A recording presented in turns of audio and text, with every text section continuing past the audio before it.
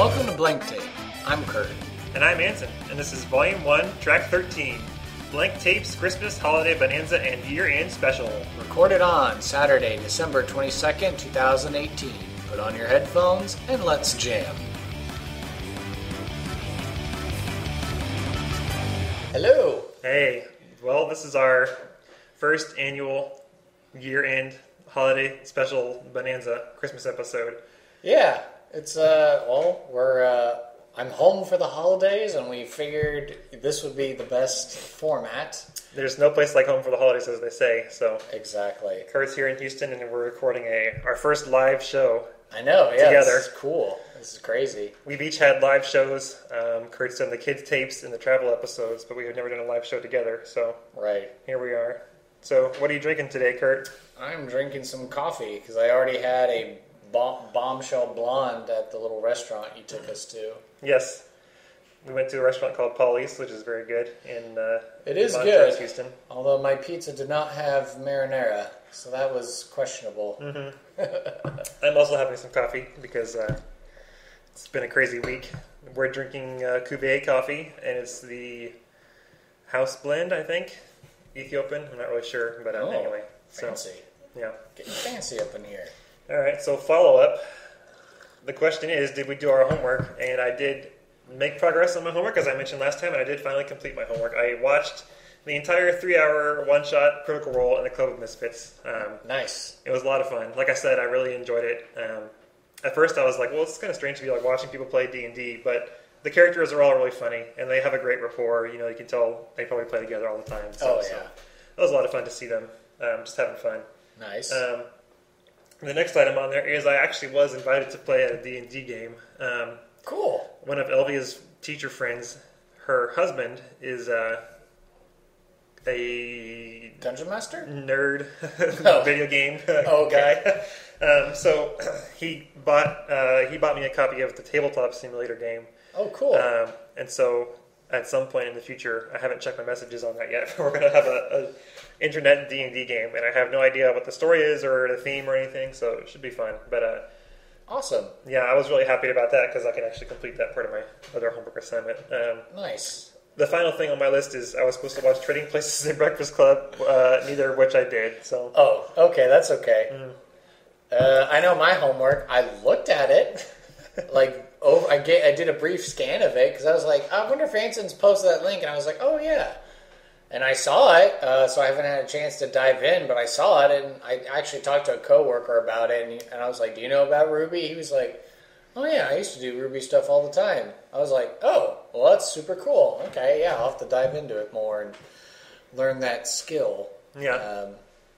Just for fun, like it's like doing, you can do a crossword puzzle, or you can learn Ruby for a little bit just for fun. Yeah. So, cool. Yeah, that's cool. Oh, what's this other one? I put a note here. I prefer, Apple has a language called Swift, and that's what I use most of the time. Right. It's Apple's new programming language. Oh, okay. But you need a Mac or an iPad to do that. So I was like, well, just to make it easy, here's a website where you can do Ruby. Okay. And I like Ruby a lot, too. It's a good... I was actually looking at that next line, too. Oh. The next line in the follow-up section is, are our devices spying on us? So government, are you listening in right now? We mentioned this at the very end of our last episode, I think. I was going to say, from my perspective as an iOS developer, the apps that you install don't have permission to access your microphone unless you grant it. So, hopefully, like Facebook, if you know, the example is like Instagram or something. If you want to take pictures or record a video, right, you have to give it access to the camera and microphone. So that makes sense. But then the question is, are they sitting there every time you have the app open? Are they listening to your conversations while you have the app open? I don't know. They could be, for all I know. But right, because that was the whole Snowden thing. Is he released this PowerPoint thing, and it was like, oh yeah, all these websites are colluding with the government to give you to give your information over to them to assess whether you're a threat or not. And maybe Edward Snowden's one of our Russian listeners. Who knows? But he only tuned in for the first episode, and then was like, this is not for me. So. All I have to say to that is review your permissions in your phones and stuff, and if there's something that shouldn't have microphone access, don't grant it, just to be safe. But anyway. The more you know. Do. And you can find that under on iOS under the Settings app, Privacy. Nice. The next little thing here was Anson maybe gives test-driven development another explanation attempt, ? In 7 minutes or less. I was listening back to the other episode, I think, and I was thinking about it, and I feel like I didn't do a good job of explaining what I meant by test-driven development. So if you're interested, if you're not, we can just let it ride. But if you're interested, we can try to do another lightning round explanation attempt to explain why test-driven development is interesting and good to do. Sure, go for Are it. you interested? All right, so I'll have my stopwatch here, and we'll start. Literally, he just pulled out the stopwatch application on his phone. All right, 3, 2. I got to put this together in my head. You can probably hear the dog toys in the background.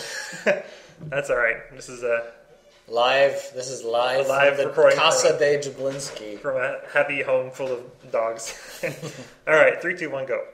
So, when you're writing a program, let's say you're going to write a weather application, and you're going to display, the current weather, the 10-day forecast. So you have all these temperatures all over the main screen you're looking at. And you want the user to be able to flip a switch and change it from Fahrenheit to Celsius. Okay, so you're going to go in there and you're going to write some code that translates Fahrenheit to Celsius, of course. So what you could do is every time you have to display a number, write a new piece of code that does that math calculation. But what that means is if you have 20 different places where you display a temperature, you'd have to write that code 20 different times. And that's redundant, and you don't want to do that. So, Waste of time. Waste of time. And let's say you make a mistake and you have a bug, then you have to remember to go copy and paste your bug fix to every other place where you do the calculation. So instead we use what's called a function or a method. And a function just means a piece of reusable code that you can give input to and you get the output back from it. So a calculation or a conversion function would be like, you would type it in the code, you would say, define function or whatever, convert Fahrenheit to Celsius, and you put parentheses and you give it the Celsius, and inside the little definition you say, multiply by 9/5 plus 32, whatever it is, and you get the result. Okay. So that way you can reuse that function wherever you need to change the display for the temperature, but you don't have to rewrite the code. Okay. Okay. So it's a shortcut. It's saving yourself time, Right. And All right. So let's say that we are going to make this weather app and we ship it out to the world and it goes out and great, big deal. So the first week that it's out, we get a customer email who says, hey, whenever I use this app, and it's supposed to show a negative temperature. Instead, when I put it in Celsius, it shows 9,999. And you say, okay, well, there must be a problem with my function that does the conversion. Right. So you go and you look at it, and you see there's a bug. You say, okay, I'm going to fix this bug. So you update the function. You test it on your phone. You say, okay, I'm going to set my location to Russia, and I'll see if it does the right temperature in Celsius. And so you test it. It works. And you say, okay, great, done. You ship it off. And then the next day, you get an email from somebody in Canada, and they say, hey, when I put it in Celsius and I have a 0 degree temperature, it shows 9,999. And you say, oh, well, I guess I made another mistake. So you go back into the app, you edit the function again, you test it in Canada, and you say, okay, I guess this looks right. Okay, done, shipped. And then this could go on forever and ever. You're constantly playing whack-a-mole with these things. Right. And so then your boss comes and says, hey, what the heck is your problem? I gave you one job, and all you have to do is convert this temperature. And he says, I don't know, these stupid people using the app don't know how to use it. And he says, I want you to do whatever it takes to make sure you never do this temperature conversion wrong again. And he says, I want you to use a unit test. And so a unit test is another function. It's another part of code, but it doesn't actually get shipped with your app. It's a totally separate part of code that you write. Oh, it's secret. It's kind of secret because the public never sees it. Oh. And so what this unit test does is you use it to test your conversion function. Okay. And so you're going to say, okay, I'm going to write this unit test, and what it's going to do, it's called a unit test because it focuses on one unit of code, the smallest possible thing you can measure. And so in this unit test, you would say something like, if I ask to convert 32 degrees Fahrenheit to Celsius, it should give me 0. If I ask it to convert this Fahrenheit to Celsius, it should give me this. And you write, maybe 3 or 4 little test examples. And then you hit the magic test button in your computer, and the computer will run through all those tests immediately, automatically for you. So you don't have to sit there with the app and test every single city, test every single possible temperature version. The computer does it for you. Okay. And then so so in this example, it'll go through every city on the globe, and it'll tell you where it messes up and where it's right. Right. You can program it to test every location and make sure that it's always converting properly. Automated. And so then if something fails, it'll throw up a big red error and say, test failed, so you have to fix it. And only when your tests are all passing, then do you push the button and say, I'm going to send this out to the world. Oh, okay. So it's a safety net to make sure you never get things messed up. Okay, so that's the standard way of using unit tests in development. So far, we're at 4 minutes and 18 seconds. Yeah, I think he's doing pretty good. All right, I'm right on schedule. So, what is test-driven development, and why is that different?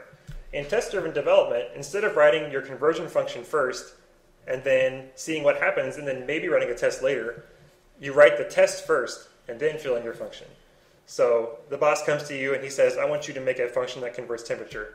And so the first thing you're going to do is say, well, how does temperature conversion work? I know that if I give it 32 Fahrenheit, it has to give me 0 Celsius. And you write down these expected results first. And then you hit the magic button and you say, run the test. And the computer says, I have no function to convert Fahrenheit to Celsius because you haven't given me anything. So you say, okay, sorry, my bad. So you write a function and you just say, return 0. For every single temperature it gives you, it's going to give you 0 back. And you hit the button and the computer says, okay, I'll try the conversion function. But it fails every single test because it's giving you 0 every time.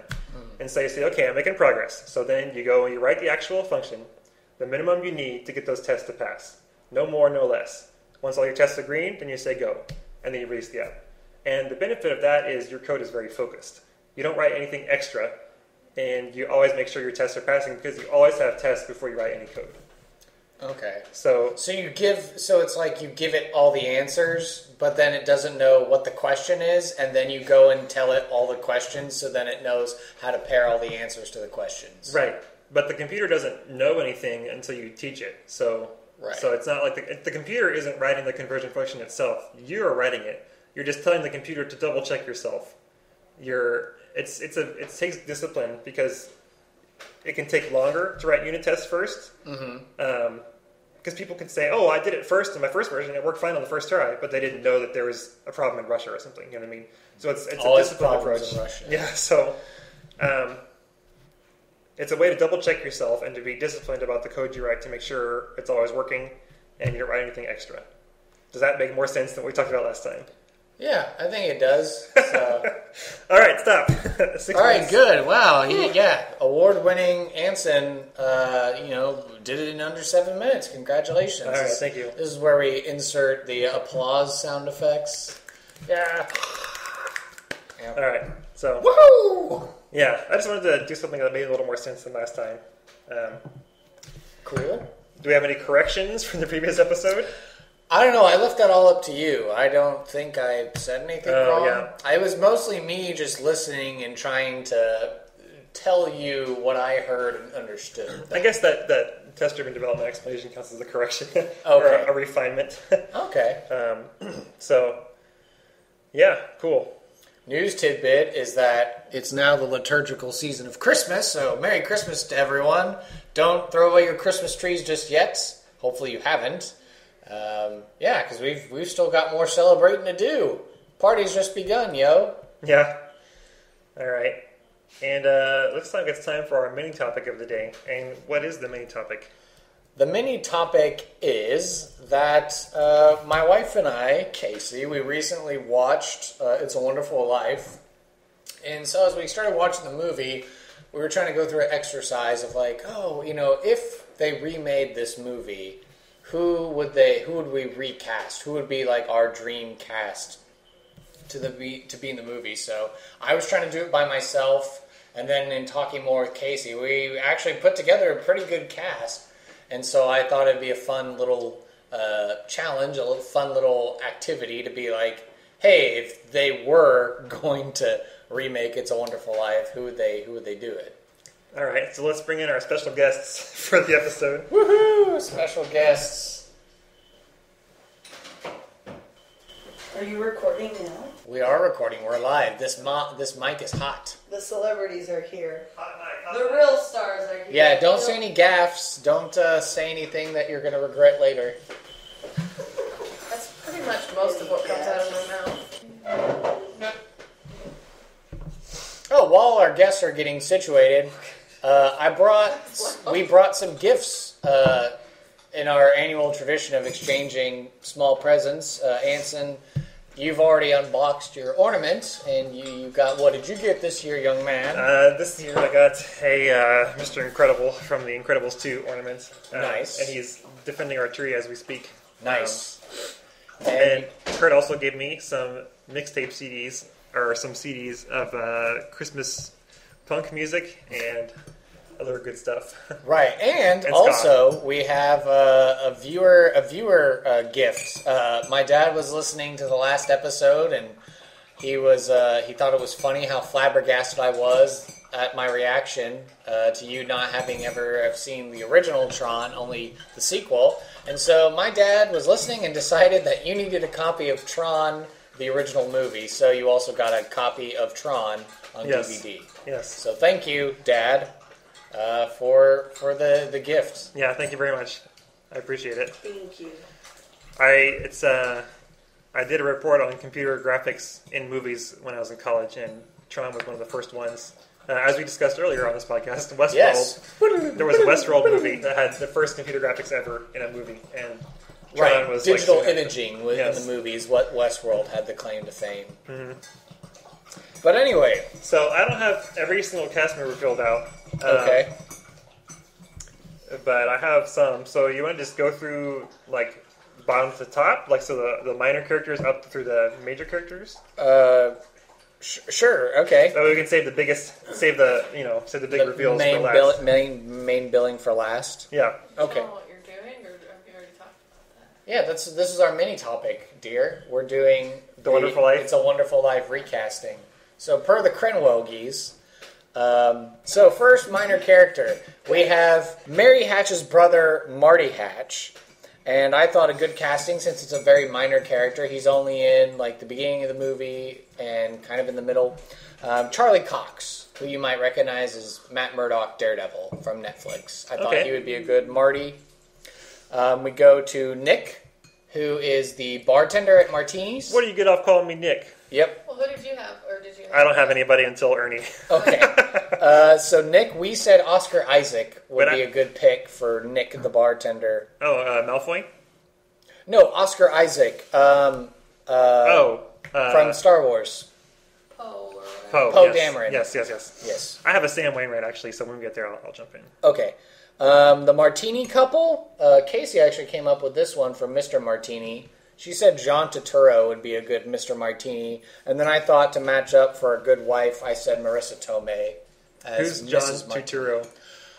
John Turturro, he was in the Transformers movies. He's like the federal agent that's like convinced that Transformers exist and the robot pees on him. I think I remember that guy. He's one of those guys when you're like, you see him in a movie, you're like, oh, it's that guy. Yeah. He was also in The Big Lebowski, who does the thing with the bowling ball. Right, okay. Yeah. So yeah, and then his wife would be played by Marissa Tomei, because, you know. And she is, No idea who that is. That's Aunt May in the Spider-Man Homecoming. Okay. I hear, as I'm asking Kurt these questions, I hear his mental hard drive spinning as he accesses his deep knowledge of film history. Let's see, Mrs. Hatch, so Mary's mom, played by Meryl Streep. Oh, nice. Yeah. Mary, Sam Wainwright's calling from New York. She's the nosy mother. Exactly. Yeah. I thought Meryl Streep would be perfect. Oh, but she's so wonderful. But she's nosing in on Mary's phone calls. Right, I guess. Mr. Gower. Mr. Gower. Yeah. I said William Dafoe would be a good Mr. Gower. Oh, yeah. Kind of looks it. I mean, you could give him more makeup. All right, I'll jump in. I have Mr. Gower. Okay, who do you have for Mr. Gower? I would say Clint Eastwood. Ooh, yeah, Clint Eastwood does look about the right age. Yeah. And he could do the cranky old man smacking the kid in the ear. Oh, it's my sore ear. You know? Elvia's laughing over here, or trying to hold her laughter in. It's okay. It's a live episode. It's a live show. You mean you're not going to edit any of it? I don't answer. I might edit some. Yeah. We'll see. I'm just going to let out a string of profanities. And then Beep, beep, beep, beep, beep. It's just Morse code. Okay, yeah, that's a good one. Sam Wainwright, I thought needed to be young and charismatic. Casey, you weren't too sure about this choice, but I voted for Dave Franco. So James Franco's younger brother, Dave. Okay, yeah. Sam Wainwright. I think we're on the same wavelength because I picked Chris Pratt. Oh, that would be a good one. Wait, and he's more of the right age with the other cast. So you think Chris Pratt is Sam Wainwright? I can see that. Okay. Well, yeah, I mean, he is supposed to be someone attractive that, like, Mrs. Hatch thinks that her daughter's going to end up with, but then she ends up picking George. I don't know. Dave Franco kind of has more of a, like, suave he's personality. Got that. Chris Pratt is, like, the all-Americans, you know, like... I don't know. I guess I can see that. Which too. Chris Pratt are we talking about? Because there's like Guardians, Chris Pratt, and then there's like Parks and Rec. Parks and Rec. Oh no, yeah, definitely more Guardians. Okay. Let's see. Ernie Bishop, the cab driver. Since it's someone who has to be musical that sings with the cop, I said Jason Schwartzman would be a good Ernie Bishop, the cab driver. And who's that? Oh. Jason Schwartzman? Louise, did you see Saving Mr. Banks? Yes. Okay, so Jason Schwartzman plays one of the brothers. He plays Andy from The Office? Well, no, there's BJ Novak that does play Ryan from The Office, but then... He was wasn't he in the arcade movie, what's it called? Oh, yeah, he's in Scott Pilgrim. Yeah, he Scott plays Pilgrim. Gideon, the final boyfriend that Scott Pilgrim has to defeat. He's in Heroes too, wasn't he? Oh, that was a good show. Jason Schwartzman also was in the Darjeeling Limited. He's basically, if you see a Wes Anderson movie, it's a that good guy. chance. All right, I got him. I pulled it Ernie up on Bishop. Oh, okay. All right. Since we're all around the same, Anson and I are facing the same computer, he can easily, So that's our pick. I drove a lot of these picks, but I had to conference with Casey. I have an either or for Ernie Bishop. I'm going to say Ernie is either Kristen Wiig or Alex Borstein. Alex being... Oh, so you're flipping the script. You're making the cab driver a lady, but are you still setting yours in the early 20th century? I'm thinking we're going more modern with my Okay, okay. See, I would literally just redo it in the same time period. Wait, you said this person has to be musical?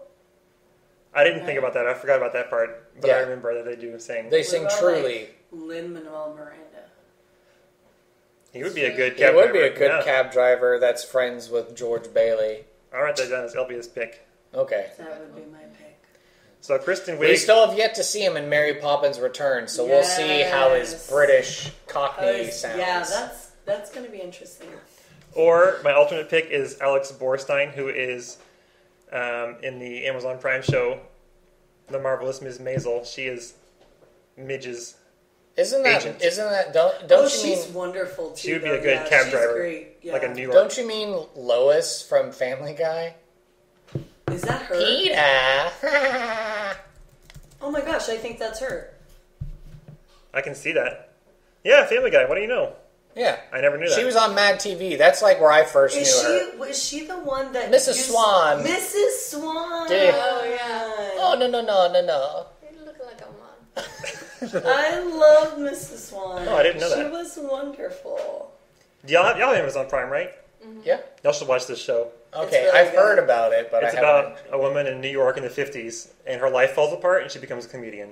Oh, And cool. highly recommended. And she is hilarious. It's Of really, course. really good. Okay, that's cool. Flipping the script. Okay, Yeah. so you'd be doing it more modern, and I'd be sticking classic. Yeah. Okay, Bertha Kopp, Nick Offerman. Ooh, yeah. Now I just want Nick Offerman and Lin-Manuel. That would be good. Yeah. My Bertha Kopp was Melissa McCarthy. Okay, so another flip script. Okay. Yeah. I like that. Okay. Let's see. Violet Bick. Casey actually came up with this one. Kat Dennings as Violet Bick. Okay. She's supposed to be kind of vavoom, and like everyone's supposed to like, oh, she's like the most attractive girl in town, kind of. I only wear this one. I don't care how I look. Yeah. Oh, this old thing. Who was your pick? My pick is Kate McKinnon from Okay, Ghostbusters. from Saturday Night Live. Bring back the whole Ghostbusters cast. Well, I wanted to do Melissa McCarthy and Kristen Wiig for Bert and Ernie, and then I was like, well, got to bring in Kate McKinnon. to round Wait, out is the- she So like? it's Ghostbusters. Is she the main one? Okay. She's the funny one. She was the Egon character, I think, right? the nerdy one, like that. Yeah. She was good. She plays like the weird characters so when on Saturday they buy Night their Live. new house, if there's ghosts in their new house, Yeah. Oh, that's what it they is. just team So up. your movie all of a sudden turns into a Ghostbusters sequel. That's how we get the fundage for it. Oh, okay, I see. All right.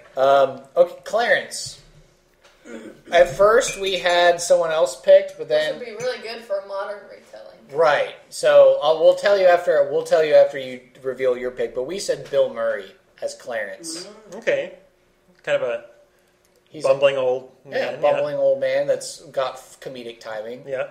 My pick was Michael Caine. Michael Caine. Pretty serious. Am I saying Michael Caine or am I saying Michael Caine? Michael Caine. Michael Caine. Michael Caine. That's the part that you cut out. Yeah. We are in no way advertising cocaine. The views on this We program do not are those of the condone host. cocaine usage. Actually, the one we originally picked, and it would be good for a modern one, Jeff Goldblum as Clarence. Kind of a more silly. Yeah. Oh, but see, I jumped in to save you. Yeah. Michael Caine is a little too serious. I don't know. I had to think about that one, but I wanted somebody who was old And like, dignified. caring and dignified. Yeah. Jeff Goldblum, I think, would be a funny one and a modern one because he's got the silver hair and he's like, "Oh, well, I jumped in to save you. Oh, this is what your life would be like. Oh, life finds a way." Huh. Throws it a little Jurassic Park. Yeah. Okay. Henry F. Potter, Yeah. Jeffrey Rush, Ooh, yeah. Barbosa. She Good came choice. up with that one. Yeah, Casey did. I like Smart that. one. My pick is Dave Bautista as Drax the Destroyer, as Henry F. Potter. Just kidding. Oh, No, but he's my pick for real, though. Because Dave Bautista. He's so like- a super muscular, beefy Henry Potter who's Isn't not he in a old. wheelchair though? yeah. So you But would he's- have a muscular dude in a wheelchair. So it'd be like Joe from Family Guy, like a big muscular guy in a wheelchair. But he's like formidable. You know, he's like tough. You know, that's what I was going for. Okay, so you So- wanted like a tough, actual buff. He wouldn't be wearing like a skin tight suit. You know, he would be more like a older, like very stern face, bald man. No. Okay. I don't know, honey. It's a little. Let's see, Cousin Tilly. I don't have anybody until Mary and George. So Okay, so the two cousins of George's that work in the Bailey Building and Loan. So Cousin Eustace, Dan Fogler, and Cousin Tilly, Amy Schumer. They're kind of smaller roles, but they're comedic and they look the part. I say we bring back the Olsen twins for that one. They okay. haven't done anything in a while, That's true. so we'll just throw that at them. I'll write that down as Elvia's pick. Okay, Uncle Billy, Stephen Root. Who's Remind me Stephen of Stephen Root again. Okay, Stephen Root has he was in. Did you watch Tales of Buster Scruggs recently on Did not. Netflix? Mm-mm. Okay, Stephen Root he's the voice of Bill Dauterive from King of the Hill. This guy? No, not the cinematographer. The actor? We're looking for an actor. No, not that one. Maybe just Wikipedia him. That might be a better solution. Live episode. Stephen Root? I think PH. Stephen Root. Let's see. There. Oh, So Uncle Billy. That's my Uncle Billy pick. Okay. Stephen Root. Who is he? he was in That's right. Office Space. Yes, he was. Oh. Yes, he was in Office Space. Yes, Yeah, he was he's been kinda funny. he's been in a lot of those projects from Mike Judge. He teams up with Mike Judge a lot. So I thought Stephen Root would be a good Uncle Billy. He could play the forgetful and bumbling. Yeah, And, yeah. I should have thought of an Uncle Billy. That's the What's dog in this thing? Hi, puppy. man. That's a tough. Hi, Obi. All right. All right, Ruth Bailey, who's Harry's wife, has a very small right. part. Kobe Smulders, Robin Scherbatsky. Oh yeah. Okay. You also left off this list Annie. Annie the maid. Yeah, I mean, because I just figured, I mean, if you wanted to do a strict recreation, I mean, I guess you could choose another black lady to be the servant, but, I mean, you could... I want like a butler. Like a... Oh, you would want to flip it and make it a butler? Mm-hmm. Yeah, like a... Like a Tim Curry. Oh. Just kidding. But he's not doing much acting anymore since his stroke. Oh. Yeah. Didn't know that. Yeah, that's why you haven't seen No, him in they too have, many like, things. What's the guy from Batman? You mean Michael Caine? Jeremy Alfred. Irons? Jeremy Irons? Who's Michael the- Caine is Alfred in the Christopher Nolan trilogy. Michael Caine can play every character. It's a one-man show. Yeah. Oh, boy.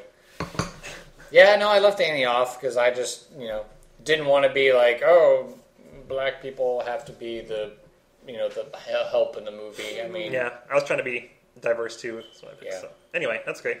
Let's see, Ma Bailey. I said Sally Fields. Okay, yeah. Thought she was a good pick. Keep going. Pa Yeah. Bailey. Tom Hanks. Oh, yeah. Yeah. Nice dad figure, yeah. Yes. You want to do Harry and then do George and Mary together? Sure. Yeah. So the Harry Bailey we ended up picking was Andrew Garfield. Okay. I can see him being like a pilot or something, or a... Yeah. Yeah. He's kind of got the look. Yeah. Yeah. He's got the right stuff, as you might say. Yep. All right, so who's your Mary? Well, I originally had someone different, but Casey brought me to this way of thinking. Anna Kendrick is our Mary. Okay. I like that. And who's your George to go with that? Colin Hanks. So you have father and son actually playing father and son. What has he been in? He was most recently in the newest Jumanji movie. Oh, he that was guy. also in... Oh. Yeah, he was in... it just covered up his picture, but... Ads, go away. Yeah, he plays the love interest in House Bunny. This guy. Oh, So- that's Tom Hanks' Son. Oh, I didn't know that. He's Yeah. really good. I like him. Yeah, he's been in a lot of good stuff. Yeah. What was? Dexter. He was a villain in Dexter. That's what I remember him from. Yeah.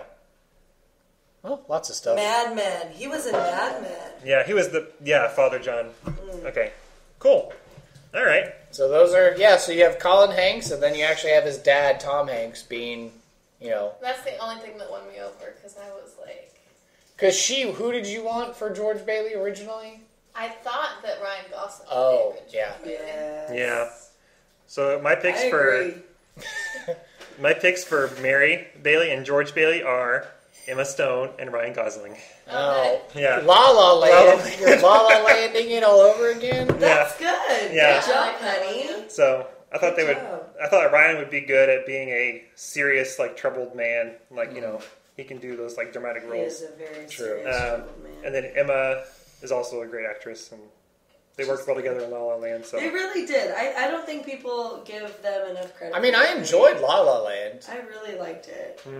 I mean, I know people were questioning, Emma Stone's ability of singing, but, I mean, it's a jazz album, and... Yeah.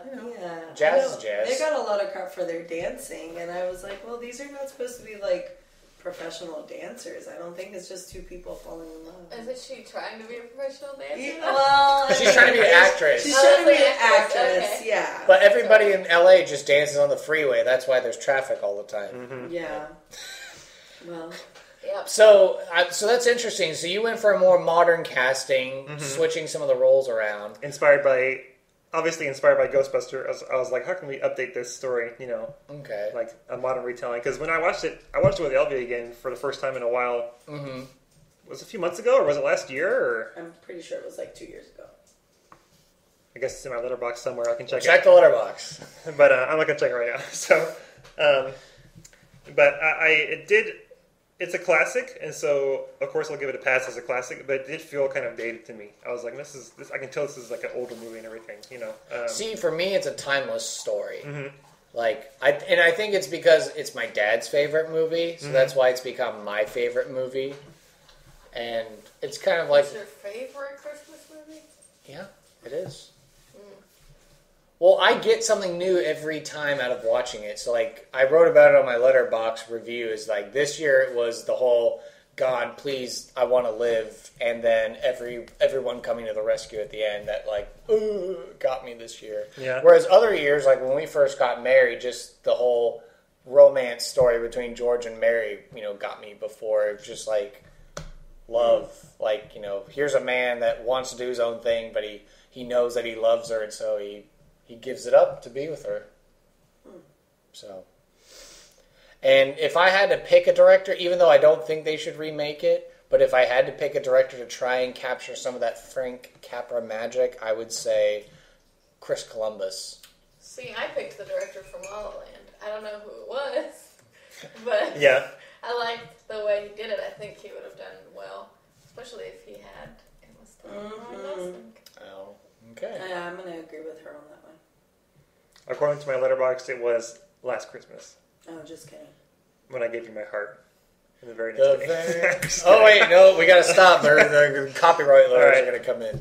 Yeah, it was December 26, 2017 that we watched it together. So. Boxing Day. Yeah. Cool. Yeah. Well, thanks. That was a fun idea from Kurt and Casey. Yeah. Yay! I think that one was we used to do. We're still actually debating on this, like Marvel and DC. Like, if you had a football team, who would you pick to be on your football team? So that's food for thought. Mm-hmm. On another one, yeah, you basically have to like pick. if we're drafting, like we're doing a draft against each other. Yeah. Well, against each other, or if you're Well, creating like one mighty it could be team. villains versus Good heroes, guys. or it could be DC versus Marvel. Mm-hmm. Well, basically, all your super strongest characters would all be linebackers, and then all your fastest people would be running backs. And But it's like, do you only allow physical powers? What about like ice and magic and stuff like that? Frozone. Yeah. I don't know. We can add it to the topic. Food for thought. This Yeah. is stuff that keeps me up at night. Yeah. Yep. When you can't fall asleep. Yeah, that and what would people be like if they could jump like cats? People can jump like cats. Like you could just jump on a balcony that's like 3 stories high. Like it's not a big deal. Yeah. Oh my gosh, I never thought about that. Or spiders, they can jump that's why Spider-Man can jump, because he can Yeah. take a spider. Spins a web any size. Are you guys planning on watching the new Spider-Man? Yeah, I mean, I know Anson. I haven't seen it yet, but Anson gave a soaring review of it. Yeah, I said it's a combination of Big Hero 6, Sky High, and Deadpool. Okay, Like all those movies, but come without together. the gore. Right. Okay, Wait, and without the adult humor, I suppose. Yeah. Big Hero 6 because of the animation or the colors? I don't want to give anything away, but because of the plot, the main element in the plot, the thing that they're dealing with, it reminded me of Big Hero 6. I forget that Big Hero 6 is actually, isn't it Marvel? It's a Disney movie. But it was a comic. Like, it was a comic first. Oh, okay. Yeah. Oh. Well, I was not interested at all at the beginning. I was like, there are way too many Spider-Man movies. Like, this is not okay. But they dragged me to go see it anyway, and it was actually very cool. Nice. I really liked it. Yeah, I won't give anything away, but I really enjoyed it. And it's animated, right? Yes. Yeah. Computer animated, yes. Yeah, there's like Spider-Gwen, both Parker I like and Miles Spider-Gwen. Morales. Apparently Spider-Pig's in it too. I didn't know that was a thing. So these characters were a thing before this movie. Yeah, they're all different iterations Was of Spider-Man. Spider-Pig a thing before The Simpsons, or was it? It may have resulted from The Simpsons. Oh. Spider-Pig, Spider-Pig. Yes, Whatever, okay. You remember that? When that character came onto the movie, I was like, wait, I've seen this before, but I had no idea that it was from an episode of The Simpsons. I think. I don't know. I have to go see the movie, or I'll have to Wait, go. was on it The Wikipedia. Simpsons or was it Family Guy? Or it may have been the Simpsons movie. It was Okay. one of the two. I think it was Simpsons. It is The Simpsons. Wikipedia says list of recurring The Simpsons characters. As we all wait around the computer screen to load up. Yeah. But I know we're excited to go see, if we have the opportunity during this holiday break of ours, to go see Mary Poppins Returns. Yes. Yeah, we should do. Yeah. If there's anybody I would trust, it would be Lin-Manuel and Emily Blunt to do that. Yeah. I mean, his accent sounds all right in the previous. It couldn't have been worse than Dick Van Dyke's. His was terrible. Yeah. Really? I mean, maybe I just have maybe I have blinders because of it's a movie from my childhood and I've watched it since a child. But For sure, Dick Van Dyke's accent never bothered me. You also couldn't hear when you were a kid, so you were. I did have legitimate hearing problems. So Yes. it was still your favorite movie, but you couldn't hear him. So maybe you were. I always knew there was something funky about it. I'm like, clearly this man doesn't normally talk like that. We have a dog fight going on. They're just wrestling. Wrestling. They like to play at night because they've been in their crates. So they're just having fun.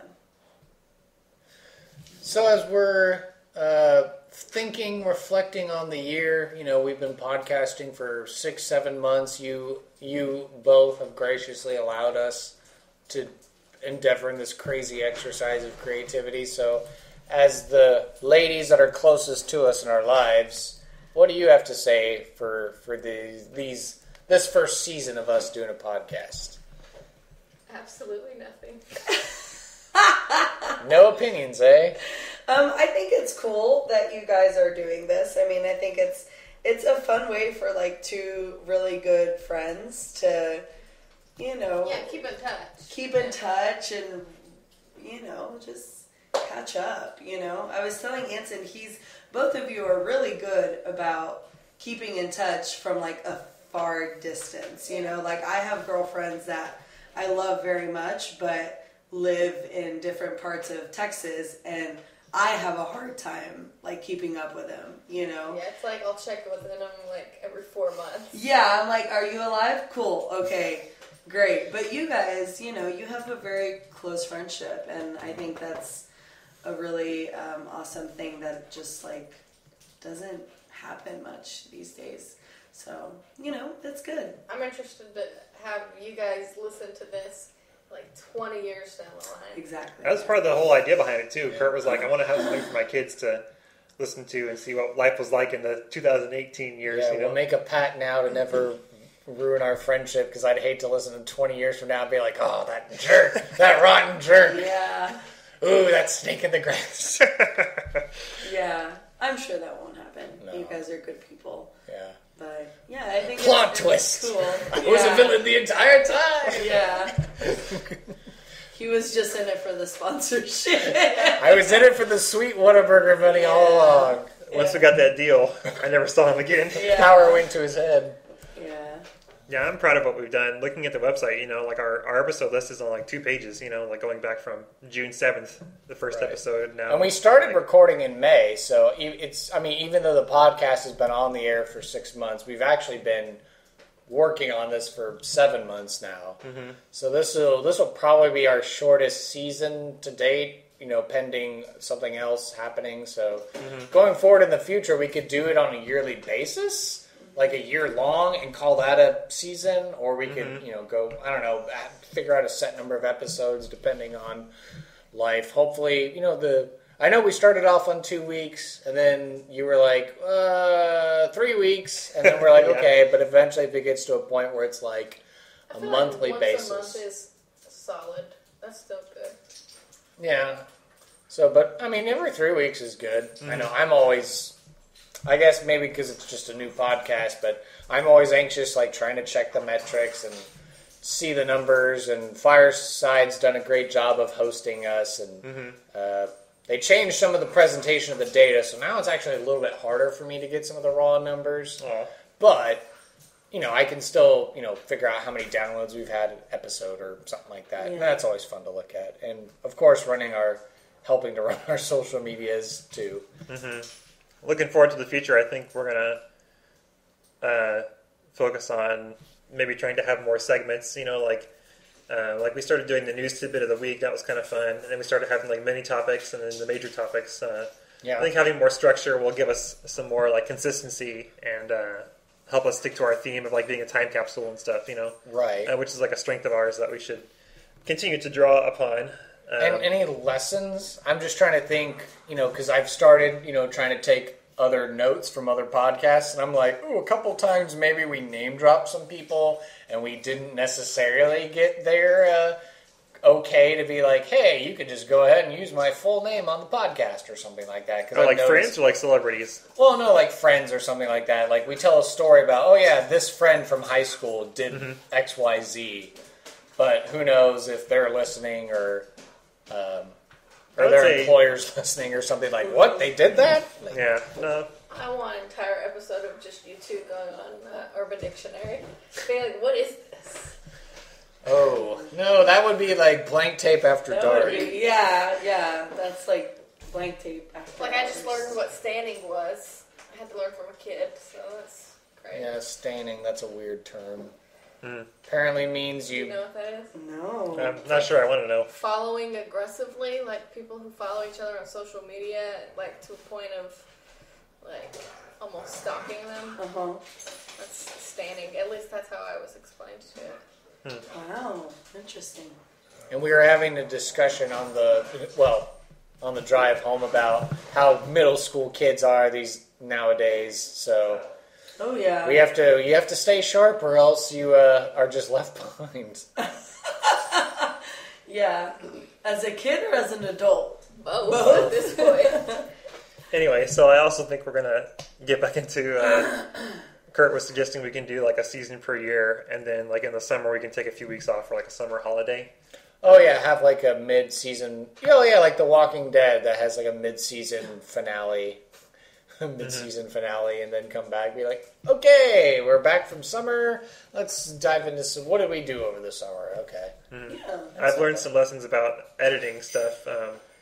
I need to work on balancing out the volumes of the host and stuff, and I've learned about how to do that better, I guess, over time. So hopefully the sound and quality will continue to improve as we go forward. Yeah, as we invest in more equipment and, something to consider, if I know 1,000 of you at least have listened to us, so if you felt like giving us $1 each, we could probably do some really cool stuff, and that might be something that's forthcoming. Don't know. We'll have to talk about that more, probably off the air, and figure out if that's something we want to devote resources towards. But I don't know. Could be something cool to do. Give more community involvement and some ideas of throwing around. Like since Anson was talking about a structure, maybe like we review an album or a movie or something like that. Mm-hmm. Like we both this was the popular movie of the day, and we went and saw it, and here's what we think about it. Mm-hmm. More coordinated things, yeah. Or we pick an album and we're like, oh yeah, we listened to this album.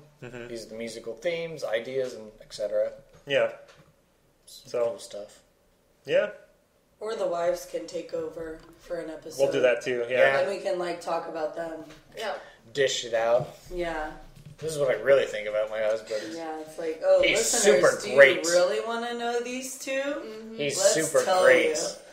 He is a great husband. He does the dishes. He's so mad. I did the dishes the other day. He's a stud.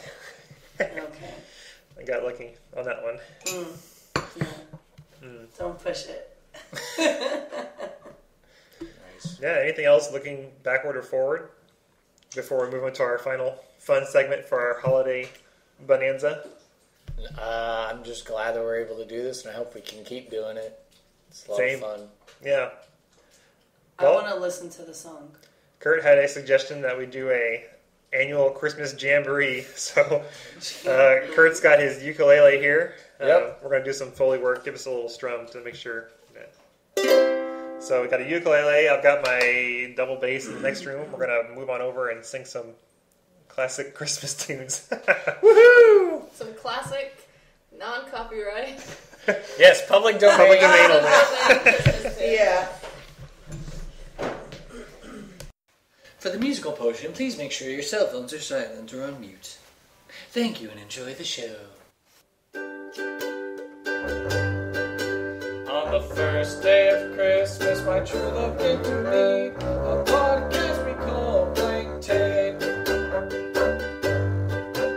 On the second day of Christmas, my true love gave to me 2 Dodgers and kitties too, and a podcast we call Blank Tape. On the third day of Christmas, my true love gave to me 3 Dulce Leches, 2 Doges and kitties too, and a podcast we call Blank Tape. On the 4th day of Christmas, my true love gave to me, for I'm not throwing away my shot. 3 Dulce Leche, 2 Doges and kitties too, and a podcast we call Blank Tape. On the 5th day of Christmas, my true love gave to me 5 golden fries. For I'm not throwing away my shot. 3 Dulce Leche, 2 Doges and kitties too, and a podcast we call Blank Tape. On the 6th day of Christmas, my true love gave to me 6 Crichton death traps, 5 golden fries. For I'm not throwing away my shots. 3 Dulce Leches, 2 Doges and kitties too, and a podcast we call Blank Tape. On the 7th day of Christmas, my true love gave to me 7 Stanley cameos, 6 Crichton death traps, 5 golden fries. For I'm not throwing away my shots. 3 Dulce Leche, 2 Doges and kitties too, and a podcast we call Blank Tape. On the 8th day of Christmas, my true love gave to me 8 Dundee Bowie knives, 7 Stanley cameos, 6 Crichton death traps, 5 golden fries. For I'm not throwing away my shot. 3 Dulce Leche, 2 Doges and kitties too, and a podcast we call Blank Tape. On the 9th day of Christmas, my true love gave to me 9 chimichangas, 8 Dundee Bowie knives, 7 Stanley cameos, 6 Crichton death traps, 5 golden fries. For I'm not throwing away my shot. 3 Dulce Leches, 2 Doges and kitties too, and a podcast we call Blank Tape. On the 10th day of Christmas, my true love gave to me 10 natural 20s, 9 chimichangas, 8 Dundee Bowie knives, 7 Stanley cameos, 6 Crichton death traps, 5 golden fries. For I'm not throwing away my shot. 3 Dulce Leche, 2 Doges and kitties too, and a podcast we call Blank Tape. Almost done. On the 11th day of Christmas, my true love gave to me 11 brand new board games, 10 natural 20s, 9 chimichangas, 8 Dundee Bowie knives, 7 Stanley cameos, 6 Crichton death traps, 5 golden fries. For I'm not throwing away my shot. 3 Dulce Leche, 2 Doges and kitties too, and a podcast we call Blank Tape. Last one. On the 12th day of Christmas, my true love gave to me 12 votes on Stack Overflow, 11 brand new board games, 10 natural 20s, 9 chimichangas, 8 Dundee Bowie knives, 7 Stanley cameos, 6 Crichton death traps, 5 golden fries, 4 I'm not throwing away my shot, 3 Dulce de Leche, 2 Doges and kitties too, and a podcast we call Blink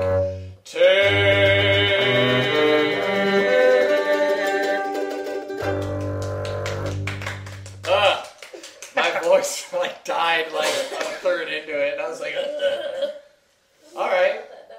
Well, now hopefully the next one, everyone should know, can sing along. As we wish you, all of our listeners, all of our family, all of our friends, we thank you for being a part of our first Volume 1. We hope that you'll stick with us for Volume 2 through all of the exciting things we have to share in the future. And from our families to yours, we want to wish you all Happy Advent, Merry Christmas, and Happy New Year for all of you.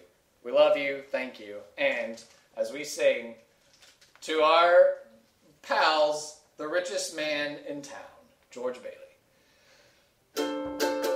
Should old acquaintance be forgot and never brought to mind? Should old acquaintance be forgot in days of old lang syne? Old lang syne, my dear, old lang syne, we'll take a cup of kindness yet for old lang syne. For old acquaintance be forgot and never brought to mind. Should old acquaintance be forgot in days of old lang syne? Old lang syne, my dear, old lang syne, we'll take a cup of kindness yet for old lang syne.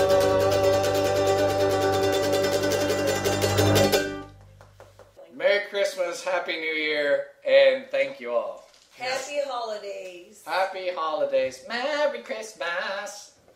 Happy holidays. Instinct version. Yeah, the sing version. All right. The ukulele and that sounded better together than I thought it was going to. Yeah. Nice. What's that?